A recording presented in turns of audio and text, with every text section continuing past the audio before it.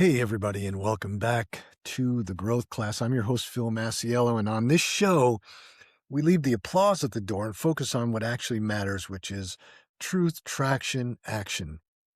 Today, we're getting into the trenches with Greg, one of the founders of Foxfold. Now, when you hear what he has to say, you're going to think, my God, that was such a simple idea, but it always comes down to execution. And it was a big gap in the market that nobody really thought about. It was something that when I first talked to him, I thought, my God, it's so right on. And it's probably something that's been neglected for decades. So we're going to unpack the reality of building that brand from the ground up, diagnosing his early bottlenecks and how they're navigating the hospitality industry, which is their biggest client base, but they're essentially selling paper, the tissue paper, et cetera. So if you want to know what it really takes to grow a company like Foxhold, it's an interesting discussion. So Greg, welcome to the class, and really thanks for taking the time to come on and share with us. It's a pleasure, Phil. Thanks for having me. Appreciate it. Yeah, why don't we take a step back and really talk about you and your past, and then how you got to this point in time. Sure. Well, but before this, I worked in the wireless industry. So I worked for big company with 20,000 plus employees, and I had a fantastic time there. Learned a lot. But I guess I always had a bit of an entrepreneurial itch, if you will, like a lot of us do. Sure. I can promise you that no one dreams of becoming a tissue paper salesman. That wasn't one of the goals as a kid growing up. But my business partner now, he's my cousin, where we've known each other since we were age 0. We'd always been jamming on different ideas.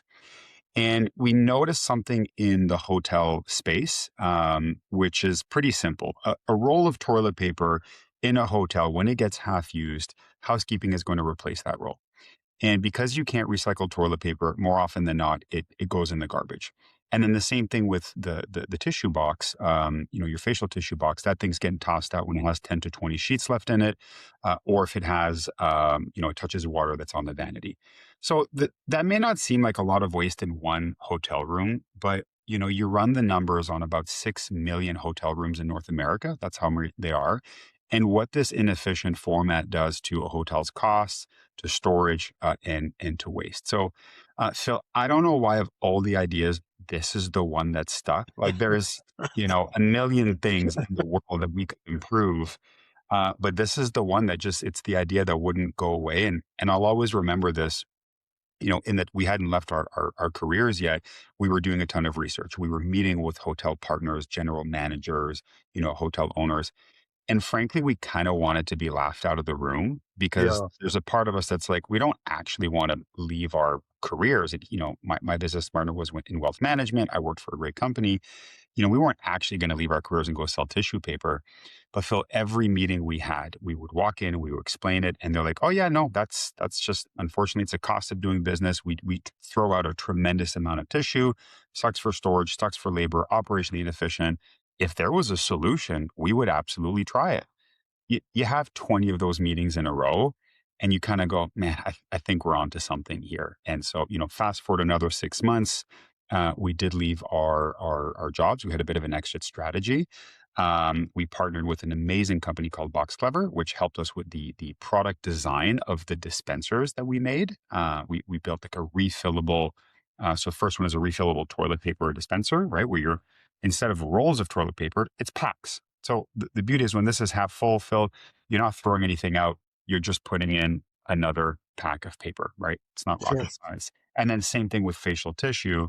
It's a refillable facial tissue dispenser. So instead of throwing out the partially used tissue box, you're just topping it up with more paper. So not rocket science, but this company helped us with the design of the dispensers, and we launched the company, and we kind of never looked back. It's funny.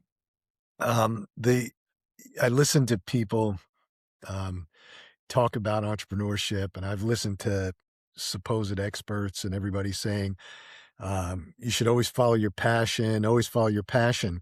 And I had a talk with a woman last week who founded a huge floral company. She does close to $100 million a year. So she started it from nothing. And she said, my passion is ceramics and design. She said, and if I followed that passion, I would be miserable because I would now have to do this as a job every single day. Yeah. She said, what I realized was that the key to success and the path that you should follow with entrepreneurship is the idea that keeps you up at night, that keeps haunting you and coming back into your brain all the time, which is exactly what you said a little while ago. And then about a week ago, I had a conversation with another entrepreneur, and they said something similar that if I if I did if I turned what I really love to do into a business, I would wind up hating it. And it's because I would then have to do it. And it had to do with he has a dog pet business, and he franchises pet stores all around the country. And he said, there are groomers out there that love to groom dogs. When they try and make that into a business, they hate it because all they want to do is groom the dog. They don't want to do all the other business things. And so, I agree with both of them that following your passion is not always the best thing. Following the business idea that keeps you up at night is. Yeah. I couldn't agree more, Phil. And I think, even to add to that, I think that we've got a society that's really hyper focused on a lot of the let's call it quote unquote like sexier categories, sexier products. And when I was new to the entrepreneurial game and thinking of ideas, of course at the time it sounds cliche, but everyone wants to create the next Uber, create the next Airbnb, create the next AI revolution. Um, Thankfully for me, I was always very interested in tangible products, real life things. I wanted to make something physical Sure. or create a service that interacts in sort of your real life. I was less focused on software. And I see huge opportunity in these unsexy categories and businesses. I'm in a B2B business. And the reason being that the bar is set pretty low in a lot of these businesses, and they've been pretty stagnant. And they're a lot of times they've just haven't been reinvented in say over 100 years. And why I say that is that there's real opportunity there to make a difference, to create something new that adds value. And there's a lot of revenue potential in these quote unquote boring businesses. So that's been a huge eye opener for us. And, we think about all the next products that we could create. Like our mind just went nuts. Once we created this, we're like, what other unsexy categories out there that's inefficient that we could, play a role in improving? Yeah, I couldn't agree more. I know plenty of people who have built good businesses doing boring things. And so I have no problem with that. I agree with you that there's a segment of the population that's always looking for, to create the next Uber or to create the next Airbnb.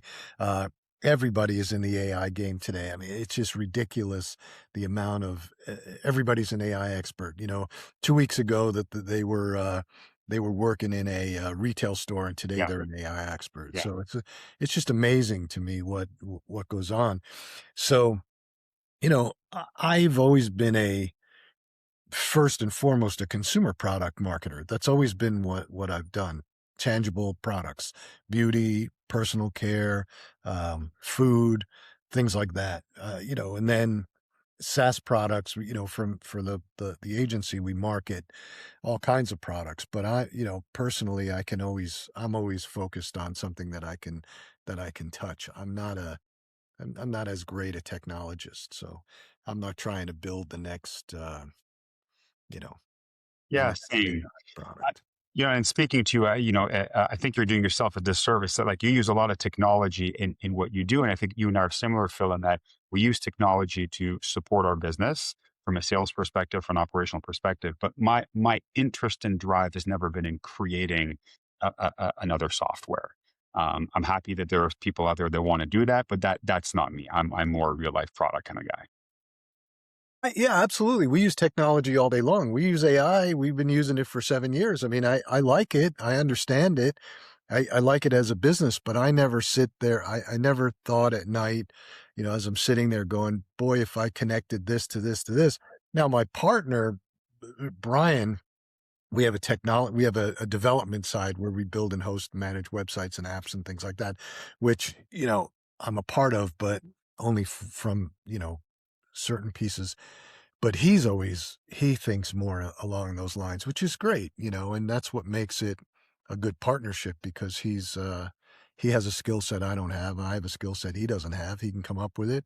I can market it. So it's fun, but, I'm not sitting there thinking about it, you know, in the Yeah. same way. Yeah. So, so let's get back to it.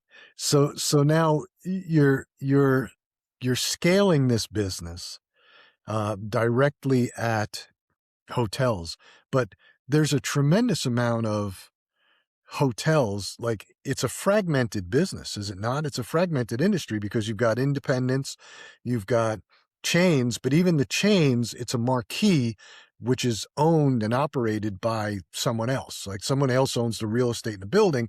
They may put the Marriott marquee on it, but it's independently owned and operated and decision making. So how do you crack that? I mean, that's pretty complex. Yeah, had we known the layers and the spider web that exist in this industry, and had we known all of the challenges in making a product from scratch, honestly, Phil, like it's good we went into this naive because I don't think we would have done. So on the production side, right? I mean, from coming up with an idea to designs to CAD drawings, prototyping, and then the tooling and the manufacturing and all that, and all of the errors that happen in that time. That's just to get the product to you. That was a massive learning curve. I'm glad we had great partners to help us with that. But then to your point, selling it in, aside from distribution, and distribution is a whole other topic in and of itself. But on the hotel side, you're right. You've got the hotel itself, and you've got the general manager there. You've got a hotel management company that operates it.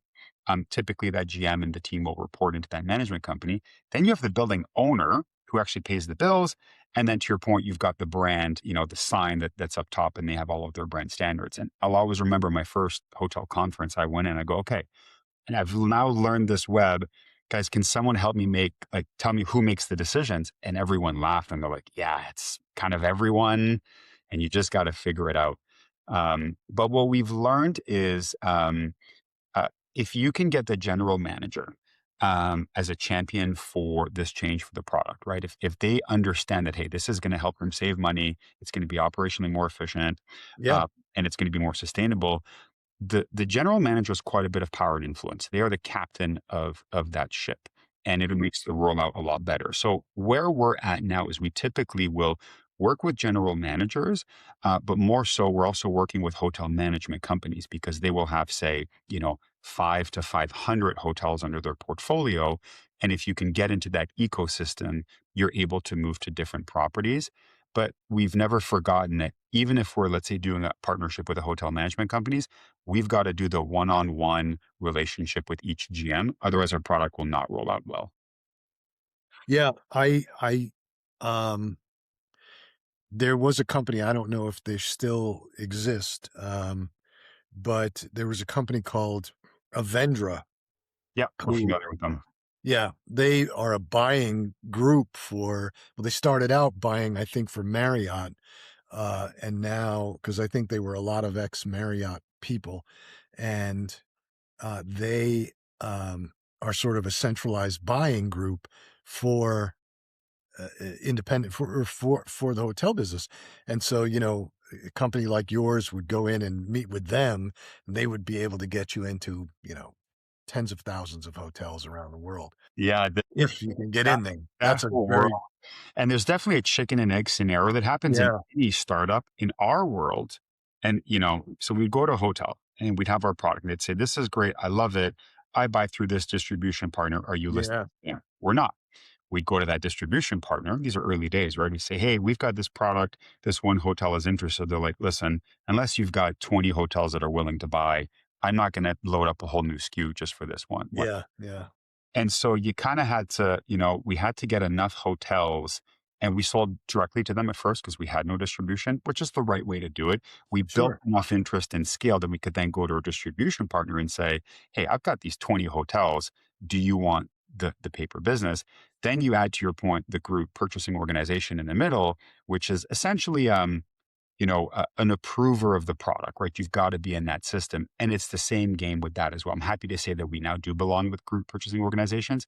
But at first, you're kind of, going into that door, then moving there, and everyone is telling you, well, that person has to say yes before, we carry you. And we were doing the circle for a little bit. So that was definitely a big challenge in the first few months. It's no different than retail. I mean, we have a lot of clients who are, have their products in retail, and it's the same thing. You start a product, you start selling it online, and then you maybe get it on Amazon, and then all of a sudden you want to get into retail, and you go and you say, okay, I found, Sprouts stores, they want the product. Well, in order for you to get the product into the stores, you have to go to uh, um, UNFI, and they're the distributor. And so you have to pitch to UNFI, and UNFI is only going to do it if Sprouts says yes. But then you've got, UNFI who has to approve it as well. And then you got to do all the work with UNFI. And then once it's in the UNFI system, then you have to go out and try and sell it to the stores that are in their system for them to push it through. You would think that once you're in the system that the salespeople for those groups would start helping you, but Yeah. and then on top of that, you've got these broker networks of people that, will try and help you get in. And then, you want to get into another chain and they don't use UNFI, they use KHE or they use, and then everybody wants to go to Walmart because Walmart does it direct, right? And so, it's the supply chain is always complex. Uh, and I always tell people to try and get as far as you can, make as much noise as you possibly can, get as much PR as you possibly can when you first start out so that people hear about you and want you. And then the phone starts ringing and you have some inbound. Because once you start having inbound, then it's a little bit smoother.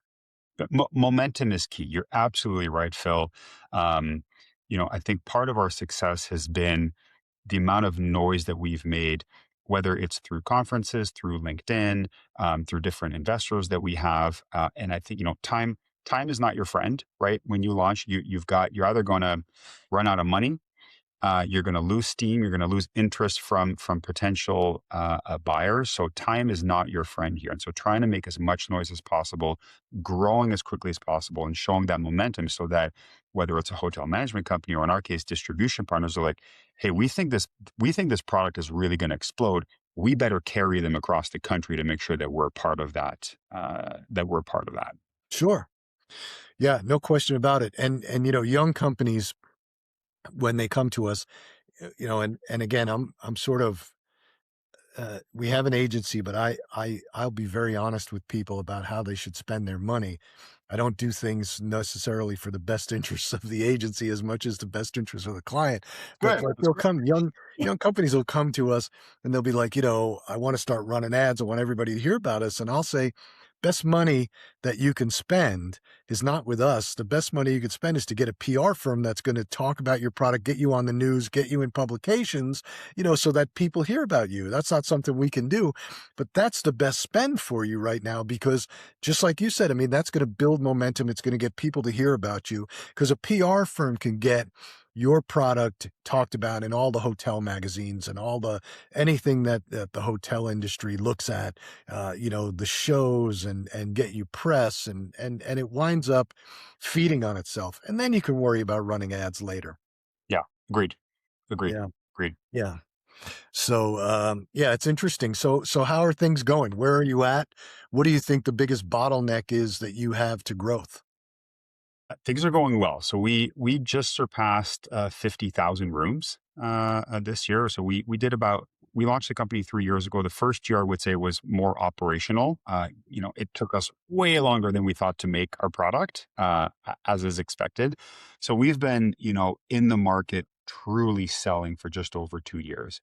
We're hitting the numbers of where we want. So growth is really, really good. In terms of the next year, as you can imagine, it's focused on growth, right? We've got a good product. We have a few product innovations that we're making, but everyone that uses our product likes it. The feedback has been great. They're sharing it amongst their hotel GMs. So now it's more so just fuel on the fire from a sales perspective, getting into more distribution partners, getting into more territories that we're not in right now. Um, in our world, brand approvals do matter here and there, and so we're really excited to be working with some of the larger brands to kind of put the finishing touches to make sure that we are sort of vendor approved. That does unlock quite a lot of hotels Sure. in our world, so we're spending a lot of time there as well. You'd mentioned the group purchasing organizations. We're talking to some of the biggest ones, and we're getting close to contracts there. So, formalizing more approvals is good, so we can just keep going on there and selling it for sure. Yeah. Yeah, fragmented industries like that are always difficult to scale in, but it's the right way to do it. It's a little bit slower, and you want to. And if there's one advice that I can give there, and it's been trial by fire, man, but just moving forward in the face of adversity, like we didn't know what we didn't know, and we would start selling it, and someone say like, "Well, you guys either need these 5 certifications." You're like, what the heck are these? Okay, let's go get them. Well, you need to be approved by this and this. Okay, what's that? What does it take to do that? Let's go do it, right? Well, you're going to need distribution here. And what does it take to do that? And so, every week we're met with another requirement, another obstacle, another thing we have to do that we didn't know that either takes time, resources, or money. Um, and you kind of almost have to be insane to go like, all right, like just bat them out, bat them out, bat them out, and keep moving forward. That's been probably the biggest lesson for me is just, again, time is not your friend. Drive forward as fast as you can and bat those out. Absolutely. You always have to move forward. It's the point where I had a call earlier today with a guy who started a brand, and he was talking about the same thing. He said, it was the first 2 years was just a struggle. We didn't know what we didn't know, and we started doing it, and we were hitting all these things. And I said to him, in my life, the successful entrepreneurs are the ones who continue to push through Yeah. the adversity and continue to do what they're doing. The ones who fail are the ones that hit the wall and go, "Oh, this was a bad idea. I'm just going to go and get a job again." Yeah. You're the ones who always All right, this regret isn't going it. to work out. So might as well quit now. Yeah. Yeah, they're always going to regret it. And I always say to people, look, anybody who I'm coaching that's starting or doing that and they're hitting wall and they go, "Oh, I don't know if I can do it. We're gonna have to give up." And I go, "Why? Keep going. Because if you keep going, what's the worst that can happen? If it does eventually fail, okay, you're gonna lose money, but you're never gonna have regrets and you're gonna learn something from it. But if you quit now, you're always gonna have a regret. And even if you fail 3 years from now, 5 years from now, you'll be able to get a job. You're not going to die. You're going to succeed. The worst case is you lose a bit of money, but because too many times I've seen people almost quit right before they cross the finish line, right before they push that boulder up the hill, and I've seen some people quit and they shouldn't have, so yeah, so you're 100% right. Just keep To moving your forward. point, Phil, the worst case, like every case is different. I can tell you that in my case, the worst case scenario is that this doesn't work. I will go get another job. It'll be okay. We'll be set back. There's definitely a hit, but we're not out on the streets. That was our scenario. I'm sure that a lot of scenarios are different. So, we looked at the risk reward, my wife and I, she was the ultimate approver of me doing this. And I know Is my business partner was the same, but we looked at it and we're like, okay, what's the potential opportunity here if this succeeds? It's great. What's the learning potential of over a few years building a business, raising money, working with all of these different partners? I mean, that capital is massive, right? That brain trust is huge and will benefit me later on. And then the worst case is it doesn't work. Okay, well, dust off the resume and get back out there. So it wasn't as dire as you would think. No, it never is. And even if you just keep, I mean, look, I I've had some really great successes in my career, and I've had some really, really bad failures, really bad, and two of them were in the fashion business, which I really had no business being in, and I shouldn't have done it, and I knew I shouldn't have done it, but I did it anyway, and Did you make which was high heel shoes, Phil? pardon. You made high heel shoes? No, it was actually in women's fashion. It was in, athletic leisure, products for women, was one of them. And, but what happened with that was those were failures. And now as we have an agency, we've come across people who've come to us for help in those categories. And I can say, look, here's what you don't want to do because Mm, here's what I did and here's what happened and here's where the failure points were. And so, that those sort of pieces of knowledge, those failures that I've had have helped us retain clients yeah, because we're good to know. telling them, we're giving them more than what they're getting from any other agency because we're able to say, look, you know, seen this, done it. This is where these are the problems to avoid. Here's the things that are going to help you. So, Yeah, yeah. yeah, I mean, to have that knowledge. Phil, I'm interested to know, because you speak with a lot of entrepreneurs, how many of them are sole entrepreneurs versus partners? You get a business partner. Oh, that's a good question.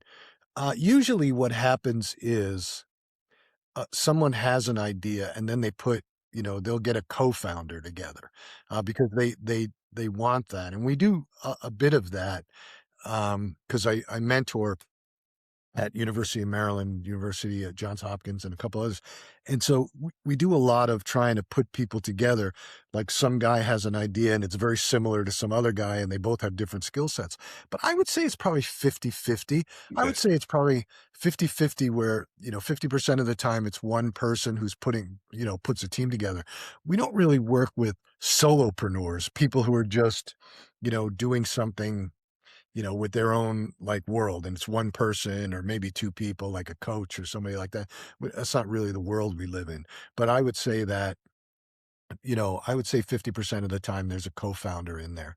So, I got, because we've met some solo entrepreneurs in our journey that they've got big teams, right? But it's basically one person, and these are successful business. I have so much respect for these people. So as someone who has a co-founder, my cousin, I don't know how I would do it without another individual, because when one person is down, the other person's up, and you have someone else that you can share ideas with. You can bounce ideas off each other, and you can hold hands stepping into the unknown, being like, well, if it doesn't work, at least we made this decision together. So I have a tremendous amount of respect for people who do. well, I mean, I've done it different ways, and my first business was 100% me, um, more my ideas. I can tell you that I had a partner in another business and it was absolutely terrible Mm, because they started out to be really, really good, but then when we started to execute, they just decided that they weren't going to participate much and they were interesting. gonna do other things. They Yeah. just wanted to walk around and say, "I'm the founder." And it didn't we had a board, we had capital on the line, and they were being rude to the investors, and it turned into a major problem, Mm, and it was it was a very stressful time. And then, I've always had, um I've always had businesses, whether I started them, but we've always wound up in the scaling mode, raising capital. So we've always had board of advisors, board of directors, and that helps.